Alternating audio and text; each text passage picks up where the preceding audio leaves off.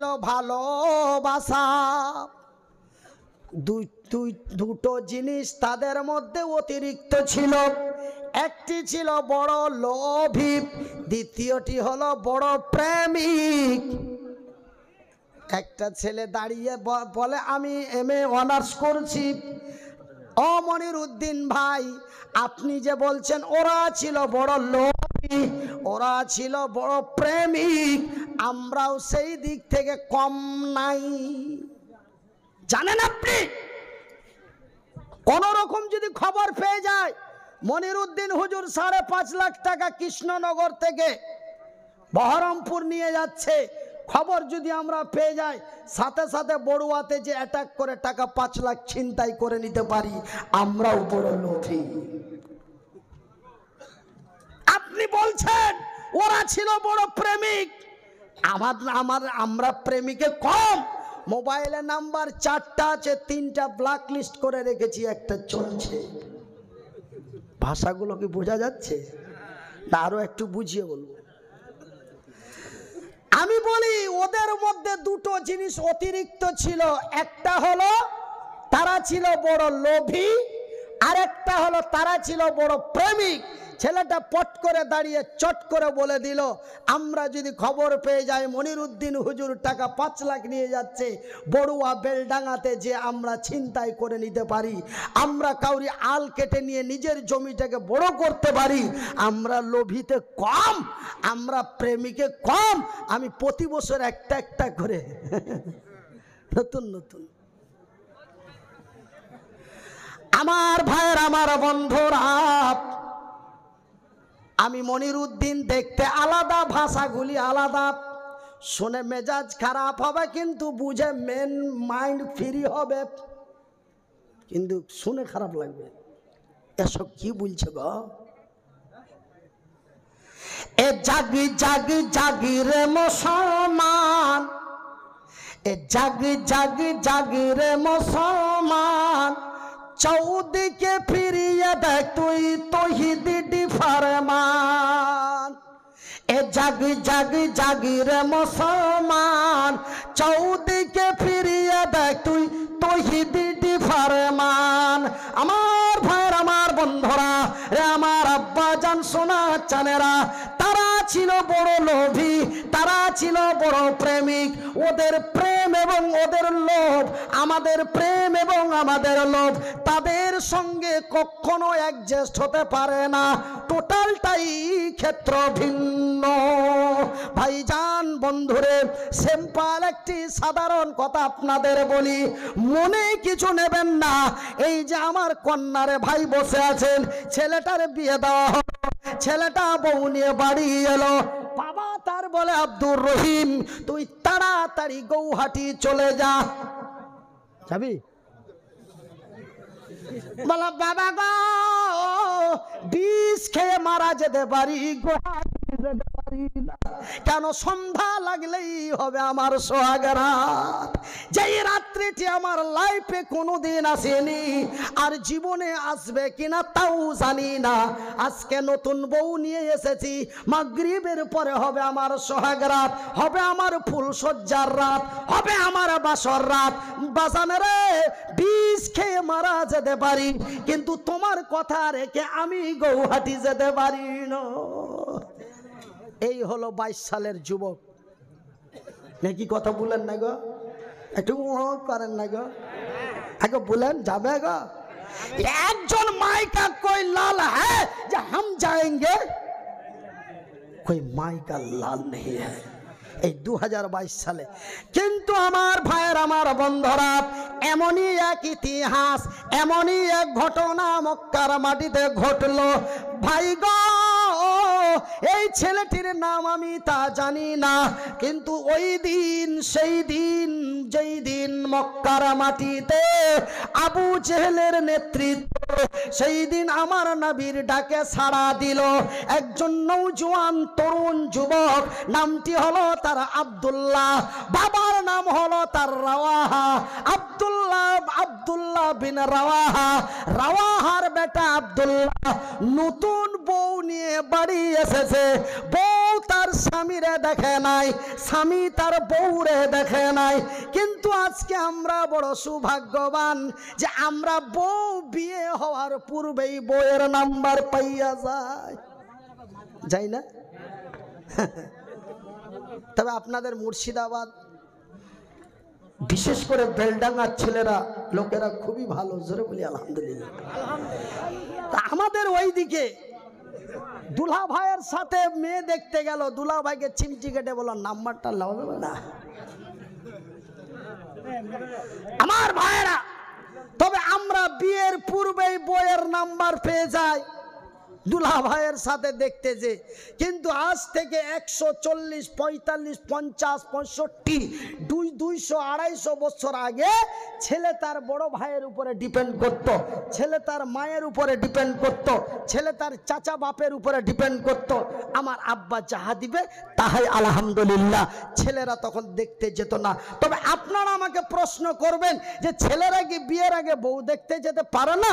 এটা কি নিষেধ আছেন নবী আল্লাহ তার রসুলের বিধানে? না, ছেলেটা নিজেও যে দেখে আসতে পারে বা সে তার বাবা বড় ভাইকে দায়িত্ব দিয়ে দিতে পারে। দুটোই পরিচয়, দুটোই জায়েজ আছে এবং দুটোই করা যায়। কিন্তু সেই জামানার ছেলেরা অত্যন্ত শর্মিন্দা এবং বাবা মা বড় ভাইদের উপরে বড় আস্থা ছিল। ভাইজান বন্ধুরা আমার, সে আব্দুল্লাহ বিন রাওয়াহা বউকে দেখে নাই, বউ তার স্বামীকে দেখে নাই, বিবি তার স্বামীকে দেখে নাই, স্বামী তার বিবিকে দেখে নাই। নতুন বিয়ে করে বউ নিয়ে এসে বাড়িতে রেখেছে। এন সময় আমার নবীর ডাক এসে গেল, হ্যালো আব্দুল্লাহ, বাড়িতে আছো? লাব্বাইক ইয়া রাসূলুল্লাহ, আমি উপস্থিত আছি। আমার নবী উত্তরের জবাব দিয়ে বলেন, আব্দুল্লাহ রে, আমি নবী তোরে বলি এক মুহূর্ত লেট করো না।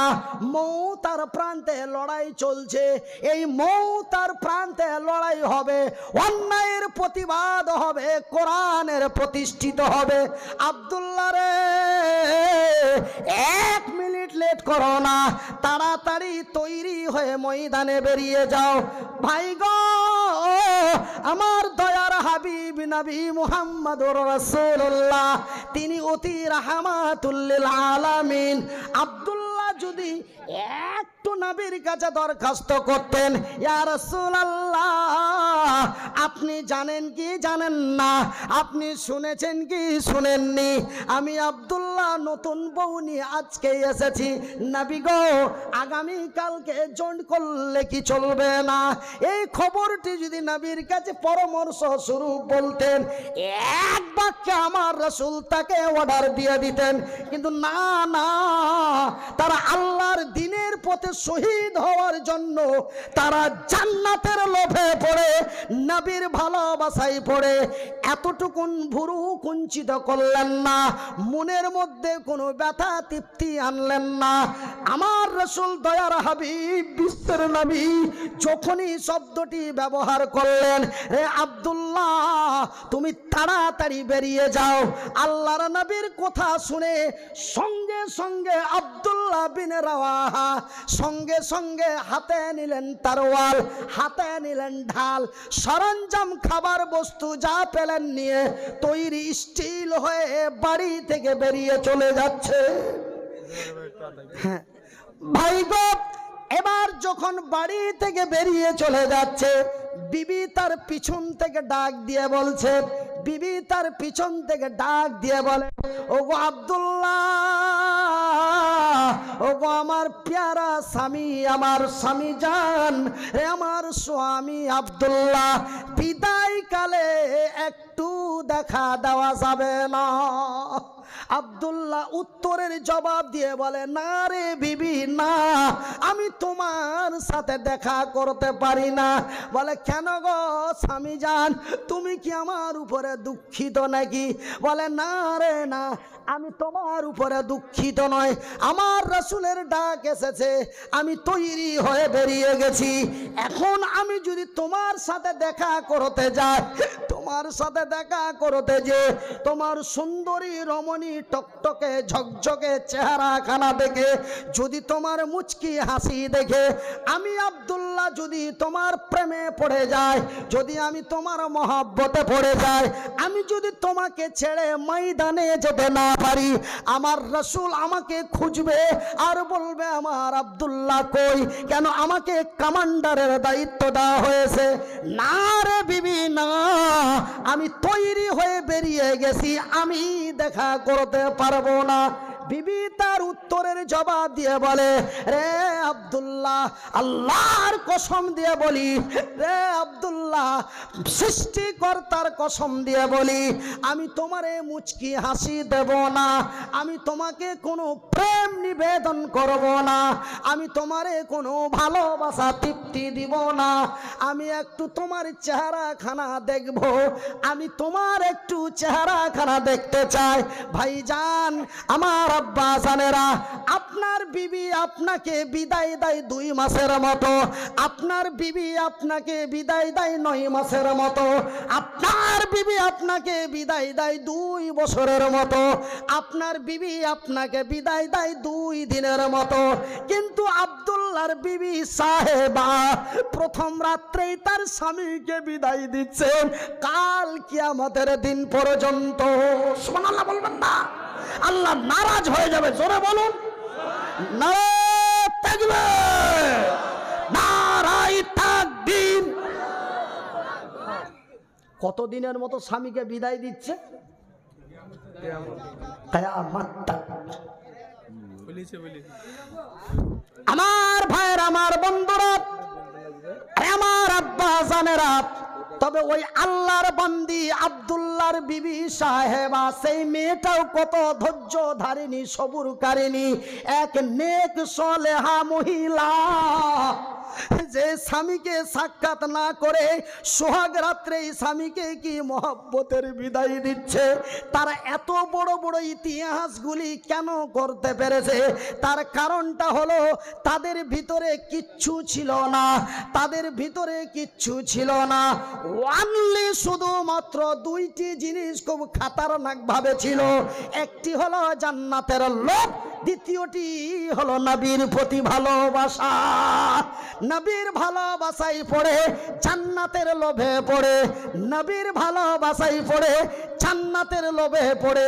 এমন টকটকে ঝকঝকে নওজোয়ান স্টিল বডি চেহারাগুলি রক্তের সাথে মিশিয়ে আল্লাহর জমিন থেকে শহীদ হয়েছে।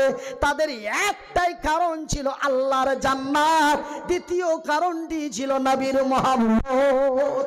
আমার ভাইয়ের, আমার বন্ধুরা, আমি একজন মুসাফির, অসহায়, মাজলুম, মুহতাজ। আজকে আপনাদের হাত দুটি জড়িয়ে বলি, আমি পথের মাঝে আসছিলাম, আমি পথের মাঝে আসতে আসতে আমার শ্বশুর মশাই ফোন করলেন, তিনি বড় অসুস্থ। আমার বিবি সাহেবা বললেন আব্বার জন্য একটু মানুষদের নিয়ে দোয়া করবেন। ভাই গো, আমার আল্লাহ আমারে 2 হাত দেয় নাই, পা দেয় নাই।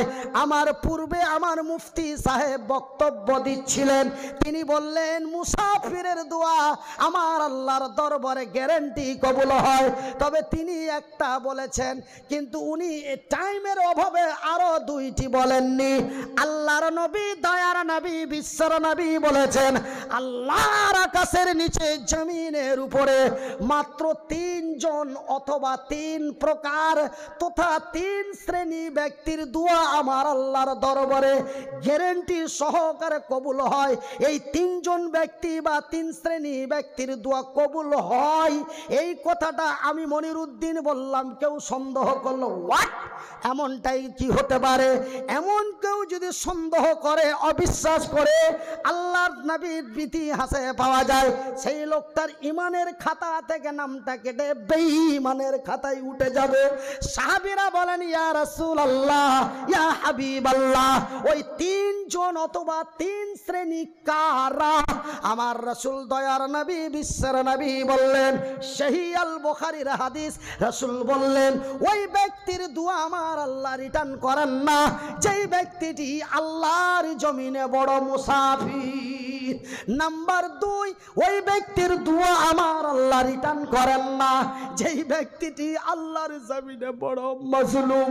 নাম্বার 3, ওই ব্যক্তির দোয়া আমার আল্লাহ রিটার্ন করেন না, যেই ব্যক্তিটি আল্লাহর জমিনে মা। বুখারীর হাদিস।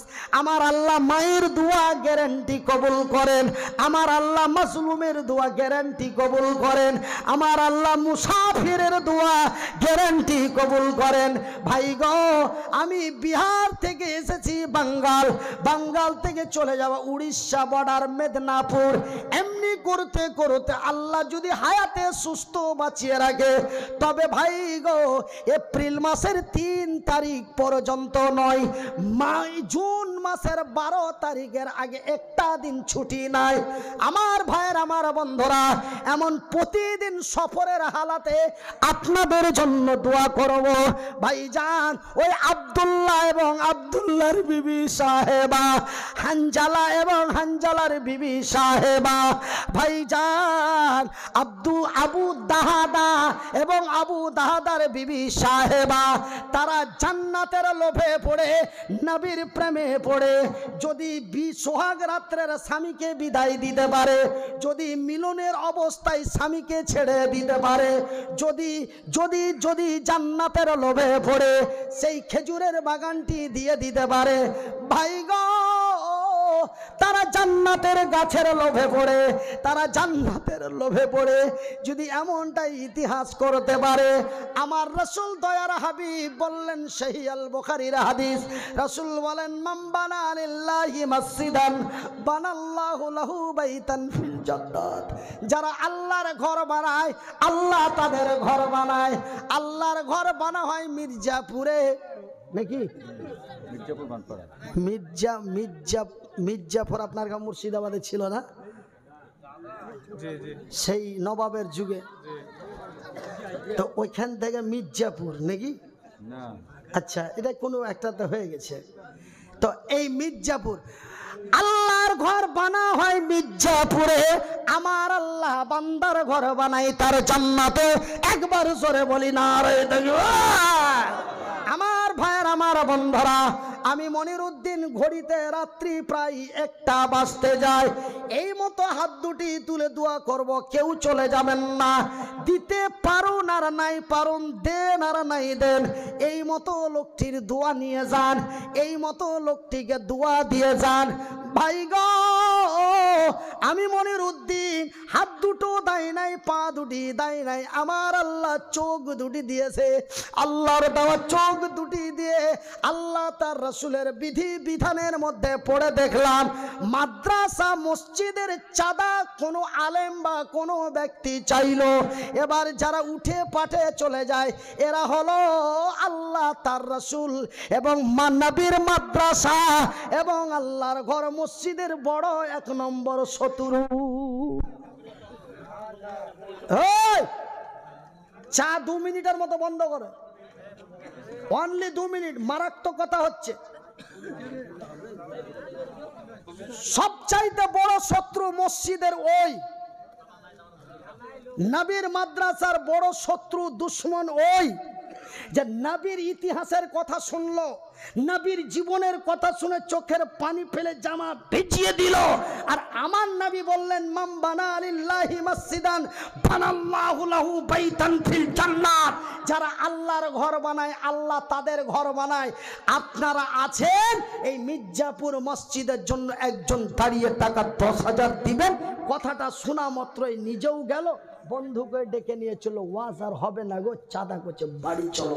সবচাইতে বড় শত্রু নবীর দুশ্মন ওই ব্যক্তি, যেই ব্যক্তি দানের কথা শুনে চলে গেল এবং অন্যজনকে সাথে ডেকে নিয়ে চলে গেল। আমি মনিরউদ্দিন বলবো, আল্লাহ আপনাকে দেওয়ার ক্ষমতা দেয়নি, আল্লাহ আপনাকে দেওয়ার ক্ষমতা দেয়নি, আপনি চুপচাপ বসে থাকুন।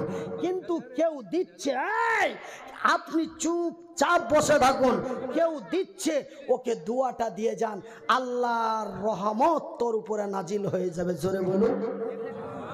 দান করল আব্দুল করিম, উপকৃত হলো আব্দুর রহিম। এই বেচারা মনে মনে আমার ওয়াজ শুনছে আর খুব দিমাগ লাগাচ্ছে, লোকটা ওয়াজ তো অনেক বক্তার শুনেছি, তো এত উল্টো পাল্টো কথা কেন বলে? হ্যাঁ, যে দান করলো আব্দুর রহিম আর উপকৃত হচ্ছে আব্দুল করিম, এটা কেমন কথা? ভাইজান আমার আব্বা জানেরা, আব্দুর রহিম টাকা 10,000 দিল। কত দিল? এই চাটা বন্ধ করবে ভাই, আমি তো বললাম অনলি 2 থেকে 4 মিনিট, চাটা বন্ধ করো।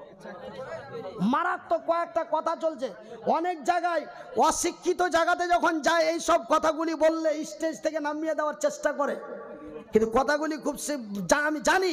মুর্শিদাবাদের 28টা থানা, মুর্শিদাবাদ জেলার 28টা থানা, তার মধ্যে কয়েকটা থানাতে বড় শিক্ষিত ব্যক্তিরা বাস করেন। তার মধ্যে একটা বেলডাঙ্গা, দ্বিতীয়টা হচ্ছে সুতি অ্যান্ড শামসেরগঞ্জ, জঙ্গিপুর অ্যান্ড রঘুনাথগঞ্জ, এই কয়েকটা থানার মধ্যে শিক্ষিতর হার বেশি আছে। তো ভাইজান আমি মনিরউদ্দিন যে কথাটা বলছি, যে কি আব্দুর রহিম টাকা 10,000 দিল, আব্দুল করিম রিক্সা চালিয়ে কোন রকম খায়। আব্দুর রহিম বলছে, আল্লাহ তুমি যদি আব্দুর করিমের মতো আমারে করতে, আমি এই মতো মানুষটার হাতে 5,000 টাকা দিয়ে একটু দোয়া নিতাম। আল্লাহ তুমি আমাকে এমন এক শক্তি দান করিও। তবে রহিমের টাকা দেওয়া দেখে করিম এই দোয়া আল্লাহর কাছে করলো। আমার আল্লাহ বলে, যা রে যা, তোরেও দিয়ে দিলাম, সামনে জলসাই তুই কি করিস? দেখা গেল করিমের দানে রহিমের পয়সাওয়ালা হয়ে গেল। ওই যে মনের আবেগ নিয়ে আল্লাহকে বললো, আর আল্লাহ কথা শুনে নিয়ে অধন সম্পদ বাড়িয়ে দিল। ওই জন্য আমি আপনাদের বিনীত অনুরোধ করে বলি, দিতে পারুন আর নাই পারুন বসে থাকুন। আল্লাহ দেওয়ার ক্ষমতা দেয়নি, কিন্তু এইভাবে হাত দুটো তুলে তো ওই ব্যক্তিকে ধোয়া দেওয়ার ক্ষমতা দিয়েছে। আল্লাহ আমি দিতে পারিনি, তুমি আমার গরিব বানিয়েছো, কিন্তু এই বেচারা মসজিদের এয়ার কন্ডিশনের জন্য টাকা 5,000 দিয়েছে। আল্লাহ তুমি তার রুজিতে বরকত দাও। এই যে দোয়া তুই দিয়ে দিলি, আল্লাহর আরশ কেঁপে যাবে তোর উপরে। জোরে বলি না রে।